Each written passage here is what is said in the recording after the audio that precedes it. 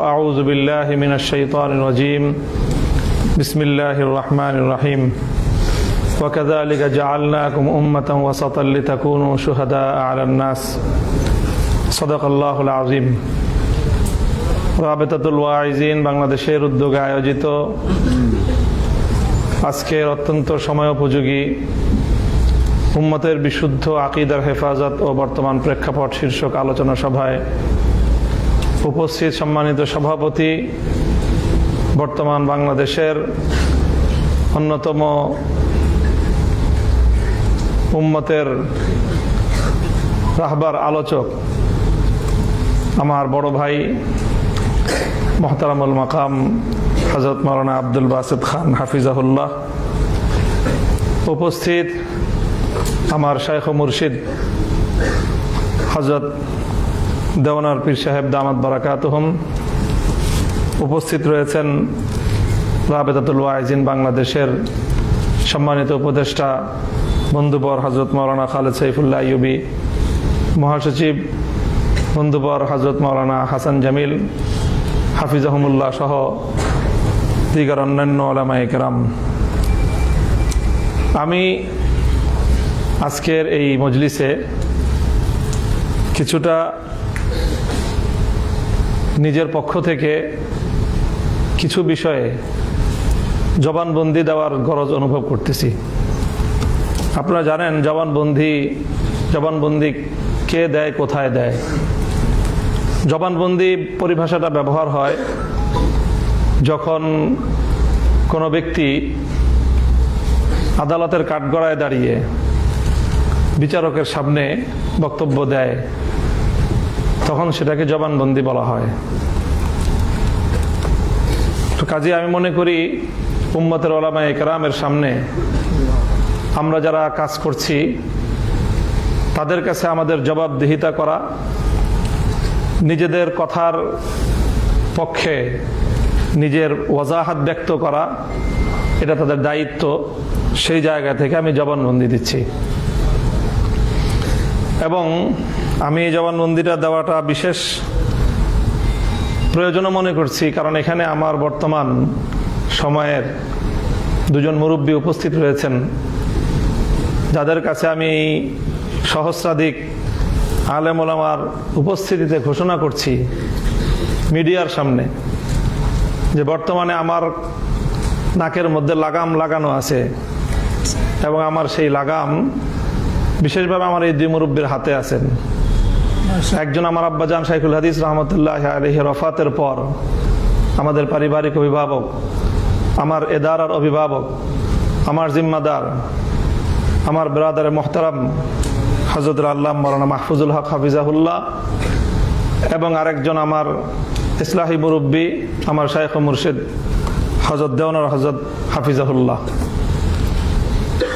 আমি অত্যন্ত আস্থা এবং আত্মবিশ্বাসের সাথে বলছি যে আমার এই দুই মুরব্বীর সাথে আমার দীর্ঘদিনের যেই পথ চলা এবং ওনাদের নির্দেশনা পালন করার যেই আত্মবিশ্বাস আমার আছে, সেই জায়গা থেকে আমি মনে করি যে ওনারা আমার দায়িত্ব গ্রহণ করতে ওনারা ইতস্তত বোধ করবেন না এবং ওনারা আমাকে ওনাদের ইতাআতকারী, ওনাদের আনুগত্যশীল একজন অনুগত ছোট ভাই এবং মুরিদ হিসাবে পাবেন, এই আত্মবিশ্বাস ওনাদের থাকার কথা। কাজেই আমি আমার এই দুই মুরব্বী, আরেকজন আজকের মজলিসে ছিলেন আমাদের ওস্তাদ সমতুল্য হযরত মাওলানা শেখ লিয়াকত আলী হাফিজাহুল্লাহ, যিনি বাংলাদেশের চিন্তাশীল আলেম ওলামাদের বর্তমানে একজন একেবারেই নক্ষত্রতুল্য ব্যক্তিত্ব। আপনারা অনেকেই জানেন মাদ্রাসা দারুর রশাদের অন্যতম স্বপ্নদ্রষ্টা, আমাদের জামিয়া রহমানিয়া আরাবিয়ার দীর্ঘ প্রায় 20 শতাব্দীর যিনি মুহাদ্দিস, তিরমিজি শরীফের হাদিস পড়ান, শাইখুল হাদিস আল্লামা আজিজুল হক রহমতুল্লাহ আলাইহির অন্যতম ইলমি ওয়ারিস আল্লামা লিয়াকত আলী হাফিজাহুল্লাহ। আমি প্রথমেই কথা বলে দিচ্ছি এবং আজকের এই বক্তব্যের মাধ্যমে গোটা জাতির কাছে আমার এই বক্তব্য, আমার যে কোনো কাজের ব্যাপারে, আমার যে কোনো কর্মের ব্যাপারে যে কেউ যদি মনে করেন যে এই ব্যাপারে কোনো অভিযোগ থাকতে পারে, আপত্তি থাকতে পারে।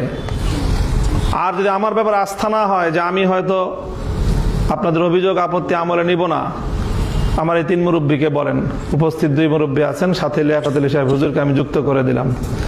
আমার সাথে কথা বলতে হবে না, ওনারা 3 জন বসে যদি আমার ব্যাপারে যে কোনো ফয়সালা প্রদান করেন, আমি ওনাদের সেই আনুগত্য মেনে নিতে একচুল পরিমাণ কুণ্ঠিত হব না। আলহামদুলিল্লাহ।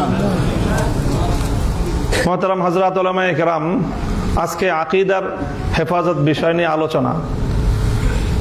তো আমি তো আলহামদুলিল্লাহ কওমি মাদ্রাসায় আগাগোড়া পড়াশোনা করেছি, এবং কওমি মাদ্রাসায় পড়াশোনা করার পর থেকেই আমার আব্বাজান শাইখুল হাদিস রহমতুল্লাহ আলাইহি আমাকে নিজে হাতে ধরে নিয়ে সিরাজগঞ্জ উত্তরবঙ্গের দারুল উলুম বেতুয়া মাদ্রাসার আব্দুল বাসেদ খান সাহেব হুজুর এখন যে মাদ্রাসার মুতামিম, ওই মাদ্রাসায় নিয়ে আমাকে টেবিলের এই পার থেকে ওই পারে বসায় দিয়ে আসছেন, এবং বুখারী শরীফের তাদরিসের জিম্মা আমাকে অর্পণ করে সেই নিবৃত এক পল্লীতে রেখে এসেছেন। সেই থেকে আজ 1996 সাল থেকে 2026 চলতেছে, হিসাবে 32 বছর বুখারী শরীফ তাদরিসের খেদমতের সাথে আল্লাহ সম্পৃক্ত রেখেছেন। কাজী কোরআন এবং হাদিসের শিক্ষকতার অব্যাহত এই মেহনতের মাধ্যমে আল্লাহ পাক রব্বুল আলামিন কোরআন এবং হাদিসের কিছু ইলম বা কিছু মালুমাত আল্লাহ পাক রব্বুল আলামিন হাসিল করার তৌফিক দিয়েছেন। সেই জায়গাগুলোকে ভিত্তি করেই আমি আমার সকল কার্যক্রম পরিচালনা করি। আমি এখানে খুব কথা লম্বা বলবো না, 2-3টা কথা। এই যে আকীদার যে আলোচনা, এই আলোচনায় আমি যেহেতু একটা বিশেষ অঙ্গনে আমাদের আকাবের এবং আসলাফদের এবং আমাদের পুরা মাসলাকে দেওবন্দিয়াতের আমি একটা প্রতিনিধিত্বশীল জায়গায় যেভাবেই হোক যে করেই হোক আমাকে পৌঁছায় দেওয়া হয়েছে, এবং এর জন্য সবচেয়ে বড় অবদান হলো বিগত ফ্যাসিবাদী শেখ হাসিনার। তো সেই জায়গায় যেহেতু যে কোনোভাবে আমাকে উপনীত করে দেওয়া হয়েছে, এই জন্য আমাকে আমার সেই জায়গার অবস্থা বিবেচনা করে আমাকে কথাবার্তা বলতে হয়, কাজকর্ম করতে হয়, মিডিয়াকে ফেস করতে হয়, জাতীয় এবং আন্তর্জাতিক গণমাধ্যমকে আমার ফেস করেই কথাবার্তা বলতে হয়। সেই জন্য অনেক শব্দ, অনেক ভাষা, অনেক কথা আপনারা বলেন, সেটার প্রতি আমার সমর্থন থাকলেও অনেক সময় সেই সীমাবদ্ধতার কারণে আমরা বলি না। এবং আমি মনে করি যে কিছু কিছু আলফাজ আছে যেগুলো বর্তমান সময়ে লফজের হিকমতের মধ্যে পড়বে, যেরকম ফিতনায়ে ইনকারে হাদিস, এটা একটা অনওয়ান, আবার ফিতনায়ে আহলে কোরআন একই অনওয়ান। আমি মনে করি ফিতনায়ে আহলে কোরআন বলার চেয়ে ফিতনায়ে ইনকারে হাদিস বলাটা বেশি হিকমতপূর্ণ হবে। আহলে কোরআন বললে অনেক মানুষ বিভ্রান্ত হয়ে যাবে এই শিরোনাম শুনেই, যে আহলে কোরআন তো ভালো জিনিস, তারপরে আহলে কোরআনের বিরুদ্ধে লাগছেন কেন? তো তারা আসলে আহলে কোরআন না, তাদের প্রকৃত পরিচয় তারা মুনকিরিনে হাদিস।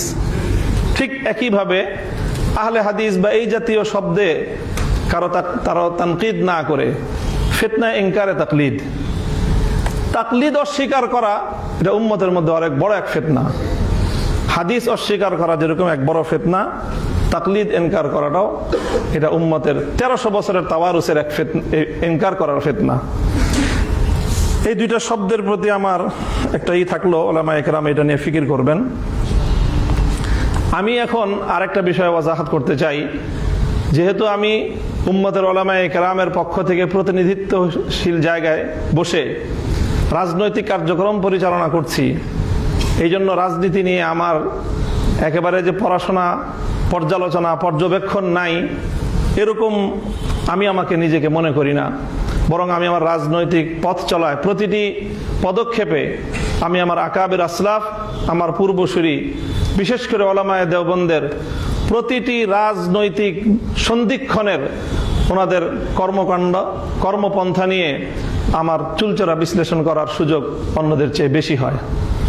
সেই জায়গা থেকে আমি মাসলাকে দেওবন্দের সিয়াসি ফিকরটা কি, রাজনৈতিক চিন্তাধারাই বা কি এবং তাদের রাজনৈতিক কর্মপন্থাটা কি, আমি খুব সংক্ষেপে 2-4টা কথা থেকে আমি যতটুকু বুঝেছি আপনাদের কাছে উপস্থাপন করার চেষ্টা করি। যেমন ধরেন, আমাদের এই পাক ভারত উপমহাদেশে দেওবন্দি ওলামায়ে কেরামের রাজনীতির অন্যতম একজন মুখপাত্র হিসাবে বা প্রধান মুখপাত্র হিসাবে যদি আমি শাইখুল হিন্দ মাহমুদ হাসান দেওবন্দি রহমতুল্লাহ আলাইহির নাম বলি, আমি মনে হয় আমি খুব বেশি বাড়িয়ে বলবো না। আমাদের জামিয়া রহমানিয়া আরাবিয়ায় শাইখুল হাদিস আল্লামা আজিজুল হক রহমতুল্লাহ আলাইহির সাথে আমাদের আরো কিছু উস্তাদদের আসাতেজায়ে কেরামের সিয়াসি কিছু বিষয় নিয়ে ইখতিলাফ হতো, যার অন্যতম একজন ছিলেন আমাদের উস্তাদে মোহতারাম হযরতুল আল্লাম শাইখুল হাদিস হযরত মাওলানা মুফতি মনসুরুল হক হাফিজাহুল্লাহ তাআলা। শাইখের সাথে যখন ইখতিলাফ হতো, কিছু বিষয় নিয়ে ইখতিলাফ তো ছিলই, তো সেখানে বারবার হাকিমুল উম্মাত থানভী রহমতুল্লাহ আলাইহির নাম আলোচনায় আসতো। তো হযরত শাইখুল হাদিস রহমতুল্লাহ আলাইহি তখন কোন এক প্রসঙ্গে আমাদেরকে একটা কথা বলেছিলেন যে আমাদের দেওবন্দি ওলামায়ে কেরামের মধ্যে আকাবেরিনদের মধ্যে হযরত থানভী রহমতুল্লাহ আলাইহি এবং হযরত হুসাইন আহমদ মাদানী রহমতুল্লাহ আলাইহির মধ্যে সিয়াসি ফিকির নিয়ে কিছু ইখতিলাফ ছিল। তো আমরা আমাদের এই দোনো আকাবিরকে সিয়াসতের ক্ষেত্রে ওনাদেরকে মুক্তাদা এবং ইমাম মেনে আমরা ওনাদের যে শায়েখ মাজমাউল বাহরাইন, যেখান থেকে মাদানীও আসছে থানভীও আসছে, শাইখুল হিন্দ মাহমুদ হাসান দেওবন্দি রহমতুল্লাহ আলাইহির সিয়াসি ফিকিরকে আমরা ধারণ করি। আমার স্পষ্ট বক্তব্য আজকে এখানে, শাইখুল হাদিস রহমতুল্লাহ আলাইহির সেই কথাকে আমি অন্তরে দৃঢ়ভাবে ধারণ করি এবং আমরা যে রাজনীতির উত্তরাধিকার বহন করি, আমি মামুনুল হক শাইখুল হিন্দ মাহমুদ হাসান দেওবন্দি রহমতুল্লাহ আলাইহির রাজনীতির একজন আদনা কর্মী এবং গোলাম। এটা হলো আমার স্পষ্ট বক্তব্য। শাইখুল হিন্দ রহমতুল্লাহ আলাইহির রাজনীতির একটা অন্যতম দর্শন ছিল, ওনার একটা প্রসিদ্ধ মাকুলা আছে। আমরা জানি ইংরেজ বিরোধী আন্দোলনের প্রধান রূপকার ছিলেন শাইখুল হিন্দ রহমতুল্লাহ আলাইহি এই ভারতবর্ষে, যিনি তর্কে মুওয়ালাত অসহযোগ আন্দোলনের রূপরেখা দিয়েছিলেন, যিনি 4 বছর আন্দামান সেই কারাগারে বন্দী ছিলেন। শাইখুল হিন্দ রহমতুল্লাহ আলাইহি ইংরেজদেরকে খেদানোর জন্য এই ভারতবর্ষ জুড়ে জমিয়তুল আনসার গঠন করেছিলেন, বিশাল বিশাল আজিমুস শান। তারপরে তিনি ছিলেন তাহরিকে রেশমি রুমালের মূল পরিকল্পনাকারী এবং অবিসংবাদিত নেতৃত্ব দানকারী। শাইখুল হিন্দ রহমতুল্লাহ আলাইহি বলতেন যে ইংরেজদের বিরুদ্ধে যখন তিনি হিন্দুদের সঙ্গে ঐক্যবদ্ধ জোটবদ্ধ আন্দোলন শুরু করলেন, তো অনেকে শাইখুল হিন্দ রহমতুল্লাহ আলাইহির বিরুদ্ধে এটা নিয়ে কালাম করত, তানকিদ করতেন। তখন শাইখুল হিন্দ রহমতুল্লাহ আলাইহি নিজের অবস্থান পরিষ্কার করেছেন, अगर इंग्रेज के खिलाफ कोई कुत्ता भी आगे बढ़े तो शाइखुल हिंद उसका साथ देगा। ইংরেজদের বিরুদ্ধে একটা কুকুরও যদি অগ্রসর হয়, আজ এই উপমহাদেশের সামগ্রিক বাস্তবতা, এই উপমহাদেশবাসীর ভাগ্যের পরিবর্তনের জন্য, এই উপমহাদেশের আগামী দিনের ইসলাম এবং মুসলমানদের ইমানি, মুলকি, তাদের সামষ্টিক অধিকার, স্বার্থ সংরক্ষণ করার জন্য ইংরেজদেরকে বিতরণ করা ছাড়া কোনো উপায় নাই। কাজেই ইংরেজদের বিরুদ্ধে যারাই মাঠে নামবে, শাইখুল হিন্দ তাদের সঙ্গে থাকবে।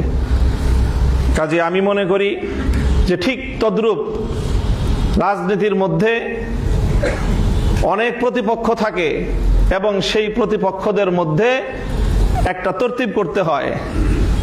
সব প্রতিপক্ষকে একসঙ্গে ময়দানে মোকাবেলায় নামতে গেলে তখন নিজে পরাজয় বরণ করা ছাড়া এবং নিজের অস্তিত্বকে হুমকিতে ফেলানো ছাড়া কোনো কিছুই হয় না। সেই সময়ে যদি শাইখুল হিন্দ রহমতুল্লাহ আলাইহি এবং আমাদের আকাবেরিনগণ ইংরেজদের মোকাবেলায় যখন ওনারা হিন্দু মুসলিম ঐক্যবদ্ধ হয়ে লড়াই করেছেন, তখন যদি হিন্দুদের সঙ্গে নিজেদের ইখতিলাফাতগুলিকে ওনারা এটাকে যদি মাথাচাড়া দিয়ে উঠতে দিতেন, তাহলে এই উপমহাদেশ থেকে ইংরেজদেরকে বিতাড়িত করা সম্ভব হতো না।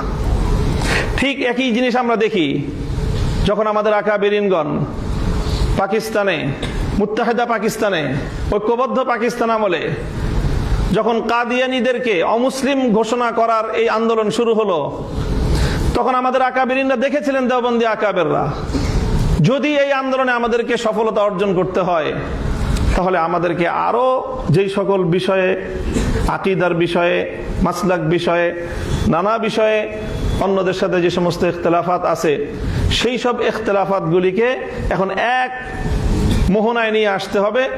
আর না হলে আমরা এই কাদিয়ানীদের মোকাবেলায়, এই আন্দোলনে, রাজনৈতিক এই কর্মসূচিতে আমরা সাফল্য অর্জন করতে পারবো না। আমাদের আকাবির হযরত মাওলানা ইউসুফ বিন নুরি রহমতুল্লাহ আলাইহি, হযরত মুফতি মাহমুদ রহমতুল্লাহ আলাইহি সহ আমাদের আকাবিরিনগণ তখন শুধুমাত্র বেরেলভী আর মওদুদি নয়, বরং আমাদের অধিকাংশ বা প্রায় কোন কোন ক্ষেত্রে মুত্তাফাকা যাদের ব্যাপারে রায়, শিয়া তাকফিরের ব্যাপারে শিয়াদেরকে পর্যন্ত ঐক্যবদ্ধ করে ওনারা পাকিস্তানের অ্যাসেম্বলিতে ঐক্যবদ্ধ আন্দোলন, অ্যাসেম্বলির ভিতরে এবং বাইরে, রাজপথে এবং সংসদে একযোগে ঐক্যবদ্ধ একটা অবস্থান তৈরি করে পাকিস্তানে সেই ঐতিহাসিক কাদিয়ানীদেরকে অমুসলিম বিল তারা পাশ করেছেন। কাজে আমি মনে করি এগুলো আমাদের সামনে আমাদের আকাবিরিনদের সিয়াসি পলিসি, রাজনৈতিক কর্মপন্থা, রাজনৈতিক কর্মপদ্ধতি। আমরা রাজনীতিটা করি আসলে কি জন্য? আমি আমার রাজনৈতিক চিন্তাধারাটা স্পষ্ট করছি। আমাদের রাজনীতির প্রধান দুটো লক্ষ্য, একটা সুদূর প্রসারী আর একটা বর্তমান লক্ষ্য। আমাদের রাজনীতির লক্ষ্য হলো যে আমরা হলাম পাহারাদার। আমরা পাহারাদার। এখন আপনি পাহারাদারকে যেই নামে আখ্যায়িত করতে পারেন। বাড়ির সামনে পাহারাদার থাকে, আপনার চৌকিদারও পাহারাদারি করে, দারোয়ানও পাহারাদারি করে, একটা কুকুর থাকে সেও পাহারাদারি করে। আপনি আমাকে চৌকিদার মনে করতে পারেন, দারোয়ান মনে করতে পারেন, অথবা উলামায়ে দেওবন্দের দ্বীনি সকল কাজের একটা কুকুর পাহারাদার মনে করতে পারেন। সেটা আমার কোনো বিষয় আসে যায় না। আমি যে রাজনীতি করি, আমার সেই রাজনীতির মূল লক্ষ্য এবং উদ্দেশ্য হলো আমাদের আকাবির এবং আসলাফ উলামায়ে দেওবন্দ এই উপমহাদেশ জুড়ে দ্বীনের যে সমস্ত হামাগির খিদমত এবং কর্মকাণ্ড আঞ্জাম দিচ্ছেন, সেই কর্মকাণ্ডগুলিকে একটা কুকুর হিসেবে পাহারাদারি করাই হলো আমার রাজনীতি। পরিষ্কার আমার বক্তব্য এটা। আমরা রাজনীতি করি এই জন্য যেন আমাদের খানকাহগুলিতে আমাদের মাশায়েখরা বসে ওখানে তারা যেন নিরাপদে ওনারা যেন ইসলাহ এবং তাজকিয়ার কাজ করতে পারেন।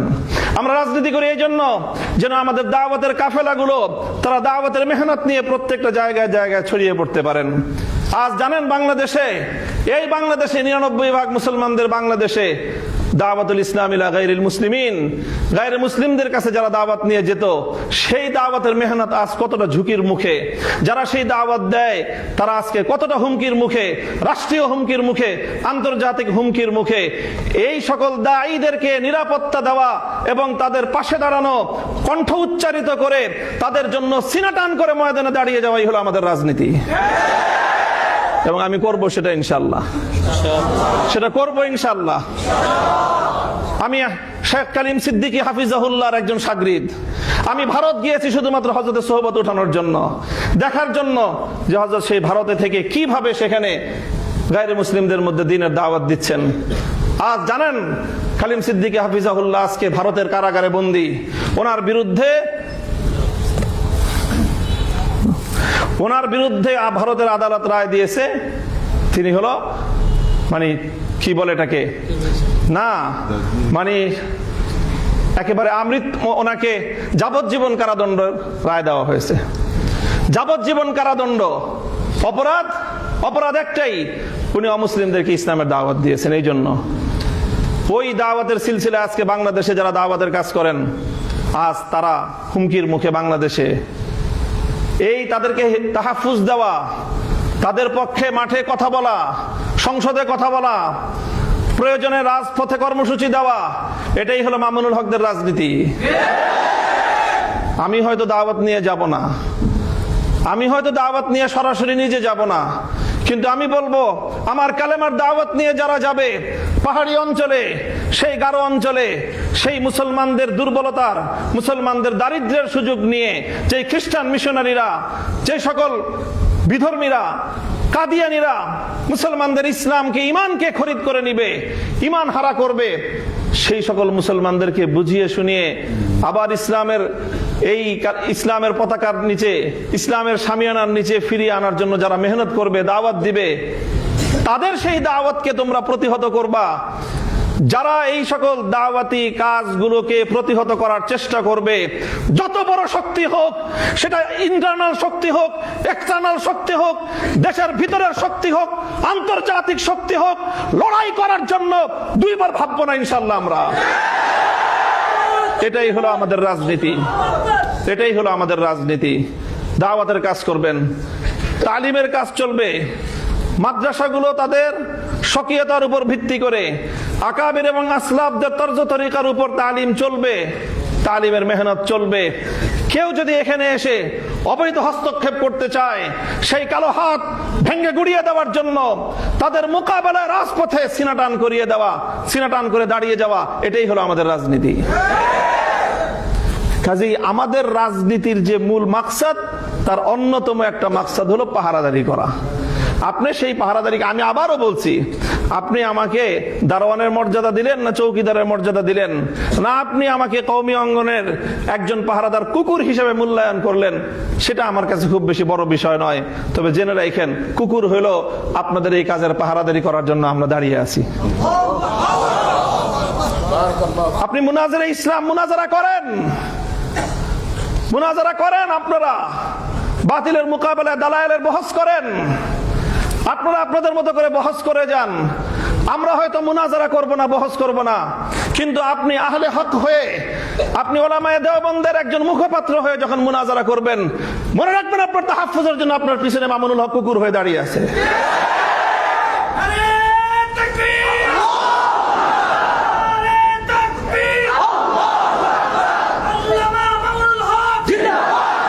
এটা হলো আমাদের রাজনীতি, এটা হলো আমাদের রাজনীতির খুব নিগুড় রহস্য, মৌলিক কথা।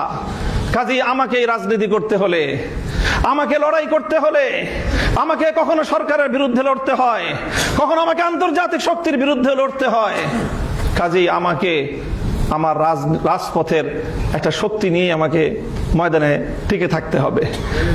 যদি আপনার পাহারাদার যদি বাড়ির গেটে না থাকে, ঘরের ভিতরে আপনি মূল্যবান সোনাদানা নিয়ে, অনেক মূল্যবান জীবনযাপন নিয়ে, আপনি আপনার পরিবার পরিজন নিয়ে, আপনি আপনার কলিজার টুকরা সন্তানদেরকে নিয়ে আপনি ঘরের মধ্যে নিরাপদ থাকতে পারবেন না। হয়তো আপনার পরিবারের ভিতরে যারা আছেন, ঘরের ভিতরে আপনারা যারা আছেন, তাদের তুলনায় আপনার পাহারাদারের মূল্য অনেক কম হতে পারে, কুকুরটার মূল্য অনেক কম হতে পারে, কিন্তু মনে রাখেন, ওই বাড়িতে দরজায় যদি কুকুরটা না থাকে, ঘরের ভিতরে আপনি নিরাপদ থাকতে পারবেন না। আমাদেরকে আঘাত করেন না, আমাদেরকে দুর্বল করে দিয়েন না, নিরাপদ থাকতে পারবেন না ভিতরে আপনারা। আমি তো বললাম আজকে দাঁড়ান, কে আছেন এই দাওয়াতুল মুসলিম গায়রুল মুসলিমিনের মধ্যে দায়ীদের পিছনে দাঁড়িয়ে রাষ্ট্রের বিরুদ্ধে লড়াই করার জন্য হিম্মত নিয়ে মাঠে নামবেন? কে আছেন? আসেন, আমরা আসবো। আমি ঘোষণা দিয়ে যাচ্ছি আপনাদের কাছে, এটা নিয়ে যদি সামনে আমাদেরকে আরো বড় কোনো পদক্ষেপ নিতে হয়, যদি সরকারের বিরুদ্ধে এটার জন্য রুখে দাঁড়াতে হয়, আমরা রুখে দাঁড়াবো ইনশাআল্লাহ। কাজে আমাদেরকে দুর্বল করে দিলে আখেরে আমরা সবাই ক্ষতিগ্রস্ত হব। আমার আখেরি কথা, মুহতারাম হাজিরিন, দেখেন এখন একটা রাজনৈতিক বড় ধরনের একটা ইস্যু আছে এখন রাজনীতির। আমাদের বাংলাদেশে, আমাদের এই উপমহাদেশের 250 বছর, 1753 সাল থেকে বা 1757 সাল থেকে আজ 2026 সাল, প্রায় 350 বছরের রাজনীতি। আমাদের আকাবের উলামায়ে কেরামের ত্যাগ, কোরবানি, নজরানা, জিহাদ, অনেক রক্ত, অনেক জীবন, এই অনেক কিছুর বিনিময়ে আমাদের বড়দের একটা বড় অর্জন ছিল, সেই অর্জন হলো 1947 সালে মুসলমানদের জন্য আলাদা ভূখণ্ড অর্জন। এমন একটা ভূখণ্ড, যে ভূখণ্ডে ইসলামী নিজাম হবে, নিজামে ইসলাম, শরিয়াতে ইসলাম বাস্তবায়ন হবে, এই অঙ্গীকারের ভিত্তিতে 1947 সালে মুসলমানদের জন্য আলাদা একটা রাষ্ট্রের অভ্যুদয়, এটা হলো আমাদের 350 বছরের আমাদের পূর্বসূরি আকাবের উলামায়ে কেরামের রাজনৈতিক সর্ববৃহৎ অর্জন। এটা আমার পর্যবেক্ষণ, অন্য কেউ দ্বিমত করতে পারেন। সেই 47-এর বিষয় নিয়ে আমাদের মহান দুই আকাবিরের মধ্যে নজরিয়াতি ইখতিলাফ ছিল। হযরত মাদানী রহমতুল্লাহ আলাই তখন ভারতবর্ষ জুড়ে মুসলমানদের নিরাপত্তার স্বার্থে তিনি ওইভাবে দেশটার বিভক্তি চান নাই, এই কথা সব আমরা জানি। কিন্তু যখন দেশ বিভক্ত হয়ে গিয়েছে তখন হযরত মাদানী রহমতুল্লাহ আলাইহির মাওকিফ এটাই ছিল যে ঝগড়াঝাটি করে 2 মসজিদ বানানো ঠিক না, কিন্তু যদি মসজিদ 2টা হয়ে যায়, মসজিদ যদি 2টা হয়ে যায় তখন কি করবেন? দোনো মসজিদকে আবাদ করা, দোনো মসজিদের মধ্যে নামাজ কায়েম রাখা, এটাই হলো মুসলমানদের দায়িত্ব। হযরত মাদানী রাহমাতুল্লাহর কথা এটাই ছিল 47-এর পরে। মুসলমানদের জন্য যখন আলাদা আবাসভূমি হয়ে গেছে, এখন সর্বশক্তি নিয়োগ করে ওই মুসলমানদের দেশে কিভাবে ইসলাম কায়েম করা যায়, কিভাবে নিজামে ইসলাম বাস্তবায়ন করা যায়, সেটাই থানভী রহমতুল্লাহ আলাইহির অনুসারীদেরও মেহনত, সেটা মাদানী রহমতুল্লাহর শাগরিদদের অভিন্ন মেহনত। 47-এর পরে আর কোনো ইখতিলাফ নাই। আমাদের এই অর্জন 47-এর, মুসলমানদের জন্য ইসলামের নামে আলাদা ভূখণ্ড হবে, সেই অর্জনকে 1972-এর ভারতে আধিপত্যবাদ দিয়ে সেটাকে গলা টিপে হত্যা করার চেষ্টা করা হয়েছিল বিগত 54 বছর পর্যন্ত। 1972 থেকে 2024 সাল পর্যন্ত 47-এর কথা কেউ বলতে পারতো না। 47 এটা একটা বাংলাদেশে নিষিদ্ধ বিষয় হয়ে দাঁড়িয়েছিল। এই 2024-এর বিপ্লবের পর সর্বপ্রথম যে আওয়াজ উচ্চারিত হলো, এটার জন্য আমি জুলাই যোদ্ধাদেরকে শ্রদ্ধা করি, ভালোবাসি, স্নেহ করি, মমতা করি, তাদের পক্ষ হয়ে আমি লড়াই করি, কারণ তারা সর্বপ্রথম এই আওয়াজ আবার নতুন করে বাংলাদেশের মাটিতে উত্থাপন করেছে। আগামীর বাংলাদেশ হবে 47, 71 এবং 24-এর ভিত্তিতে। এখন আমাদের রাজনীতি, যারা নিজেদেরকে শাব্বির আহমদ ওসমানী রহমতুল্লাহ আলাইহির সন্তান মনে করো, যারা নিজেদেরকে জাফর আহমদ ওসমানী রহমতুল্লাহ আলাইহির সন্তান মনে করো, যারা ইতিহাস পড়ো যে তোমাদের 47 সালে স্বাধীনতার পতাকা ইংরেজদেরকে বিতাড়িত করে শাব্বির আহমদ ওসমানী উত্তোলন করেছিলেন, যারা শাব্বির আহমদ ওসমানী রহমতুল্লাহ আলাইহির ফাতহুল মুলহিম পড়ে ইলম অর্জন করো, যারা জাফর আহমদ ওসমানী রহমতুল্লাহ আলাইহির ইলাউস সুনান পড়ে গায়রে মুকাল্লিদিনদের বিরুদ্ধে বহস করো, তোমাদের জানা উচিত যে এই ওসমানী রাহিমাহুমাল্লাহর সেই আমানত, সেই ইসলাম এবং মুসলমানদের ভিত্তিতে আবার দেশ গড়ার নতুন দিনের মুয়াজ্জিনরা আজান দিচ্ছে, নতুন বেলাল আজান দিচ্ছে। এই আজানে যদি আমরা সাড়া দিতে না পারি, ইতিহাসের দায় থেকে আমরা মুক্ত হতে পারবো না। কাজেই 47-এর ভিত্তিতে নতুন বাংলাদেশ গড়বার যে আন্দোলন, এটা মাওলানা মওদুদী সাহেব এবং তার অনুসারীদের আন্দোলন না। কারণ 47 সালে মাওলানা মওদুদী সাহেব এই দেশ বিভক্তির পক্ষে ছিলেন না। তিনি মুসলমানদের জন্য আলাদা আবাসভূমি চান নাই, পরিষ্কার কথা। এটা চেয়েছিলেন শাব্বির আহমদ ওসমানী, এটা চেয়েছিলেন মুফতি শফি ওসমানী রহমতুল্লাহ আলাইহি, মুফতি আজম মুফতি শফি রহমতুল্লাহ আলাইহি, এটা চেয়েছিলেন সৈয়দ সুলাইমান নদভী রহমতুল্লাহ আলাইহি, এটা চেয়েছিলেন জাফর আহমদ ওসমানী রহমতুল্লাহ আলাইহি, এটা চেয়েছিলেন শামসুল হক ফরিদপুরি রহমতুল্লাহ আলাইহি, এটা চেয়েছিলেন আতহার আলী রহমতুল্লাহ আলাইহি, এটা চেয়েছিলেন এই দেশের উলামায়ে কেরাম এবং দেওবন্দি উলামায়ে কেরাম। কাজেই 47-এর ভিত্তিতে আগামীর বাংলাদেশ গড়বার জন্য এখন আমাদেরকে জুলাই রক্ষা করতে হবে। কারণ জুলাইয়ের হাত ধরে 47 আবার প্রাসঙ্গিক হয়েছে। এখন যদি জুলাই হাতছাড়া হয়ে যায়, 47 আবার হাতছাড়া হয়ে যাবে। কাজেই হে আমার কওমের সন্তানেরা, আমি তোমাদেরকে বলতে চাই, ডাক দিয়ে যাই, আমাদের পূর্বপুরুষরা, আর আমার একটু বেশি আবেগ এই জন্য কারণ শাব্বির আহমদ ওসমানী, জাফর আহমদ ওসমানী তারা দুজন আমার সরাসরি দাদা ওস্তাদ। শাইখুল হাদিস রহমতুল্লাহ আলাইহির বুখারীর 2 জন ওস্তাদ, একজন জাফর আহমদ ওসমানী রহমতুল্লাহ আলাইহি, আরেকজন শাব্বির আহমদ ওসমানী রহমতুল্লাহ আলাইহি। এটাকে শুধু আমরা আমাদের রাজনৈতিক বিরাসত মনে করি না, এটা আমরা আমাদের দ্বীনি বিরাসত মনে করি, ইলমি বিরাসত মনে করি, দ্বীনি আমানত মনে করি। এই বাংলাদেশের মাটিতে আবার নতুন করে এইভাবে 47-এর চেতনার ভিত্তিতে দিল্লির গোলামীর জিঞ্জির ছিন্ন করে ইসলাম এবং মুসলিম জাতিসত্তার ভিত্তিতে নতুন দেশ গড়বার এই আওয়াজ যেটা উঠেছে, এই আওয়াজকে পূর্ণতা পর্যন্ত পৌঁছে দেওয়া, এটাই হলো আমাদের রাজনীতি। আমি আমার কথা আর দীর্ঘায়িত করছি না, সকলের কাছে মাপ চাই, অনেক বেশি কথা বলে ফেলেছি। আমি আবার আমার ওই কথা পুনরাবৃত্তি করছি যে ইনশাআল্লাহ আমি আমার মুরব্বীদের সামনে নিজেকে সর্বান্তকরণে সুপর্দ করে দিয়ে আমার ব্যাপারে যে কোনো অভিযোগ, যে কোনো কথা, যে কোনো প্রশ্ন থাকলে ওনাদের সাথে কথা বলেন। যদি আমার সাথে কথা বলতে না পারেন, ওনারা মুত্তাফাকা হয়ে যে ফয়সালা দিবেন সেই ফয়সালার যদি বাইরে এক কদম আমি ফেলি মামুনুল হক, তাহলে সেই দিন আপনারা আমাকে সবাই আমার আনুগত্য পরিহার করবেন। এটা থাকলে আপনাদের কাছে আমার বিশেষ অনুরোধ। আল্লাহ আপনাদের সকলকে কবুল করুন। বাংলাদেশের ওলামায়ে দেওবন্দ ইসলামের সঠিক যে মানহাজ, এটা যে আগে বাড়ায় নিয়ে যাচ্ছে, আমরা পাহারাদার হিসাবে হলেও এই মাসলাকের সাথে, এই মাশরাবের সাথে, এই ফিকরার সাথেই আমরা ইনশাআল্লাহ আল্লাহ পাক রব্বুল আলামিন আমাদেরকে শেষ দম পর্যন্ত, জীবনের শেষ মুহূর্ত পর্যন্ত এভাবে লেগে থাকার তৌফিক দান করুন। আপনাদের সকলকে শুকরিয়া জানিয়ে রাবেতাতুল ওয়াইজিন বাংলাদেশের উত্তরোত্তর সাফল্য এবং উন্নতি কামনা করে আমি আমার কথা শেষ করলাম। ওয়া আখিরু দাওয়ানা আলহামদুলিল্লাহি রাব্বিল আলামিন। আসসালামু আলাইকুম ওয়া রাহমাতুল্লাহ। হ্যাঁ, বসো বসো, সব বসো, দাঁড়ায় বসো।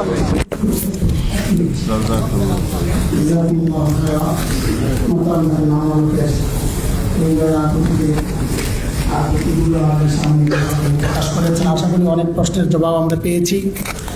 আমরা আমাদের একেবারেই শেষ মুহূর্তে আছি। এখন আমাদের আজকের প্রোগ্রামের সমাপ্তি ঘোষণা করবেন রাবেতার দুর্দিনের কান্ডারি, রাবেতার মুহতারাম সভাপতি হযরতুল আল্লাম শেখ আব্দুল বাসেত খান সিরাজি হাফিজাহুল্লাহ। হযরত সমাপ্তি ঘোষণার পরই আমি আমাদের দেওয়ান হযরতকে সংক্ষিপ্ত দোয়ার মাধ্যমে আজকের প্রোগ্রাম শেষ করার অনুরোধ রাখবো।